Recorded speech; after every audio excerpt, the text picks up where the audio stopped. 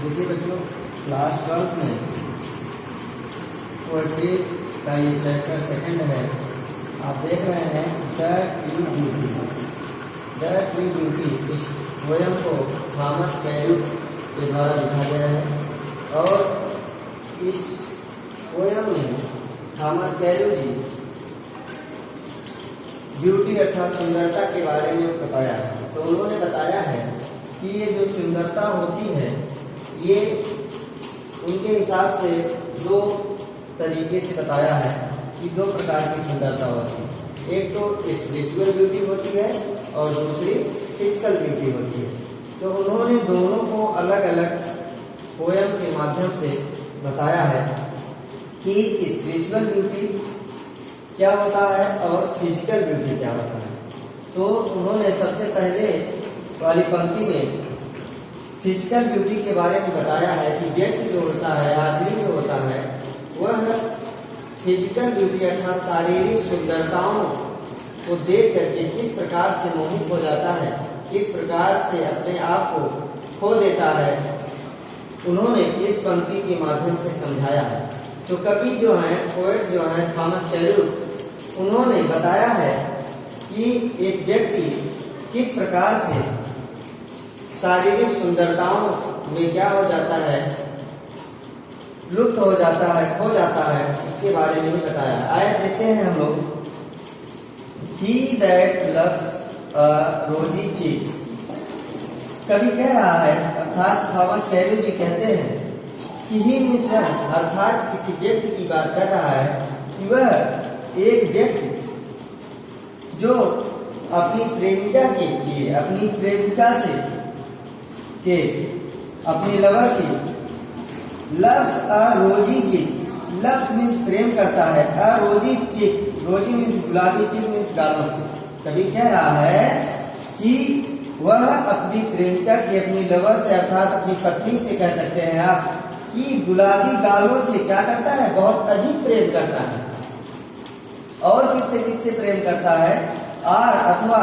अ coral lips admire, coral मतलब मूंगे जैसे लाल लाल ओठों की, लिप्स मीन्स क्या होता है, ओठ, एडमायर मीन्स क्या करता है, प्रशंसा करता है। कह रहा है कि वह अपनी प्रेमिका के मूंगे जैसे लाल लाल ओठों की क्या करता है, प्रशंसा करता है। और आर अथवा from star likes eyes doth seek, और क्या करता है, उसकी अपनी पत्नी की, अपनी प्रेमिका के फिजिकल ब्यूटी को देख करके वह क्या होता है, बताता है, उसी का वर्णन कर रहा है कि फ्रॉम स्टार लाइक्स, स्टार्स मतलब तारों जैसी आंखें, डब सिक, सिक मीन्स क्या करता है, खोजता है। कह रहा है कि और अथवा उसके सितारों जैसी आंखों से क्या करता है, प्रेम करता है, जो क्या होती है, doth seek fuel to maintain his fires, वह उसे खोजता रहता है कि फ्यूल्स मतलब ईंधन होता है, to maintain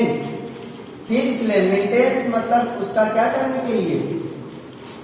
his fire, fire मतलब आग। कह रहा है कि और from star lights eyes doth seek fuel to maintain his fire. कभी कह रहा है कि वह व्यक्ति अपने प्रेमिका की सितारों जैसी आंखों में अपने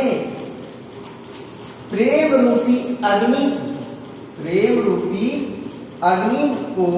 क्या करता है, जलाने के लिए क्या करता है, खोजता रहता है। As old time makes these decay, और क्या कहता है, कभी कह रहा है कि ये सब चीजें एज जैसे जैसे ही, ओल्ड टाइम जैसे जैसे आपका समय क्या होता है, बीतता जाता है, मेक्स दीज डिके, दीज मतलब इन सब, अर्थात उसकी प्रेमिका के गुलाबी गाल और लाल लाल ओठ, सितारों जैसी आंखें क्या होती है, डिके मतलब क्या होती है, नष्ट हो जाती है, समाप्त हो जाती है। कवि का यहाँ पर कहने का मतलब यह है कि जिस प्रकार से समय व्यक्ति का बीतता जाता है, वो क्या होता है, शारीरिक जो सुंदरता होती है, शारीरिक बनावट जो होती है, वो क्या होती है, धीरे धीरे नष्ट हो जाती है। So his flames must waste away, इस प्रकार से उसकी ये सभी चीजें अर्थात उसके गालों की लालिमा, ओठों का जो लालपन है, तारों की जो आंखों की जो उसकी चमक है, निगाहें हैं, वो सब क्या होती हैं, समय बीतते बीतते ही वो समाप्त हो जाती हैं। तो कवि का कहने का मतलब ये है, जो फिजिकल ब्यूटी है वो आपकी कुछ ही समय तक होता है, ज्यादा समय तक फिजिकल ब्यूटी अर्थात शारीरिक सुंदरता ज्यादा दिन तक आप उसे नहीं बचा पाते हैं, वो समाप्त हो जाती है। तो अगली पंक्ति में आइए देखते हैं कवि क्या कहता है। इस पंक्ति में आपने देखा कि फिजिकल ब्यूटी के बारे में बताया गया है। अब अगली जो पंक्ति है वो क्या है, स्पिरिचुअल ब्यूटी। स्पिरिचुअल ब्यूटी का मतलब होता है कि वास्तविक सुंदरता। वास्तविक सुंदरता क्या चीज होती है, आइए हम लोग इसको देखते हैं।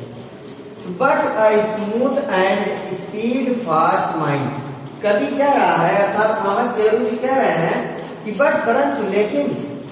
स्मूथ एंड स्पीड फास्ट,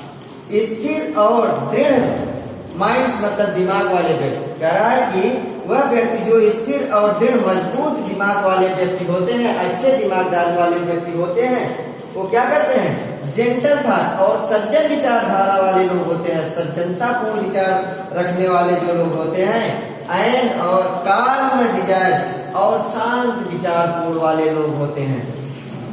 वो क्या करते हैं, उनके साथ क्या होता है, हर्ष विथ इक्वल लव कंबाइंड, उनका जो हृदय होता है, इक्वल मतलब बराबर, लव मतलब प्रेम से जुड़ा होता है, कंबाइंड से जुड़ा होना, कारण उनका जो हृदय होता है वह एक दूसरे के प्रति प्रेम भावना से हमेशा बराबर की भावना से जुड़ा होता है।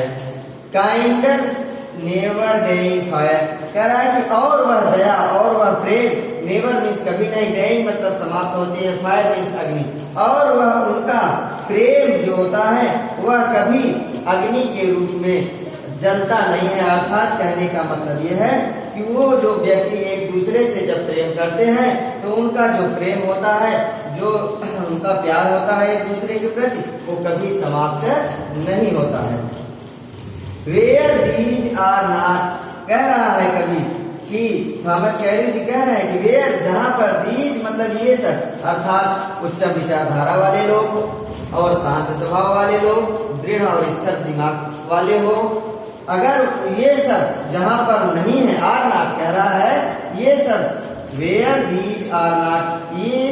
ये सब विचारधाराएं जहां पर नहीं पाई जाती हैं, जहां पर नहीं होती हैं, कह रहा है कि वहां पर मैं क्या करता हूं, आई डिस्पाइज लवली चीज आर लिप्स आर आइज, कह रहा है कि मैं उनसे क्या करता हूं, आई मीन्स मैं डिस्पाइज मीन्स क्या करता हूं, घृणा करता हूं, उनसे हेट करता हूं। लवली चीज उनके गुलाबी गालों से, आर लिप्स और मूंगे जैसे लाल लाल होठों से, आर आइज और उनके सितारों जैसी आंखों से। कभी कह रहा है कि अगर जिस व्यक्ति के अंदर दृढ़ और मजबूत दिमाग वाले नहीं होते हैं, सज्जनतापूर्ण विचार नहीं होता है और वह शांत दिमाग का व्यक्ति नहीं होता है, उन व्यक्तियों से मैं क्या करता हूँ, घृणा करता हूँ। उन व्यक्तियों की मैं उनकी चाहे वो जितने भी सुंदर गाल हो, चाहे उनके चाहे जितने सुंदर होठ हो या कितनी भी सुंदर उनकी आंखें हो, मैं ऐसे व्यक्तियों से, ऐसे सुंदरताओं से मैं क्या करता हूँ, घृणा करता हूँ। तो बच्चों आप लोग भी हमेशा क्या करते हैं, डाइवर्ट हो जाते हैं, आप लोग चलते हैं तो जब व्यक्ति आपको सुंदर दिखाई देता है तो आप जो है उसी के जो है पीछे पड़ जाते हैं। तो इस तरह से आप स्पिरिचुअल ब्यूटी और फिजिकल ब्यूटी के बारे में पहले सोचे, समझे, जाने, फिर उसके बाद फिर करें। ये चैप्टर आपका समाप्त होता है।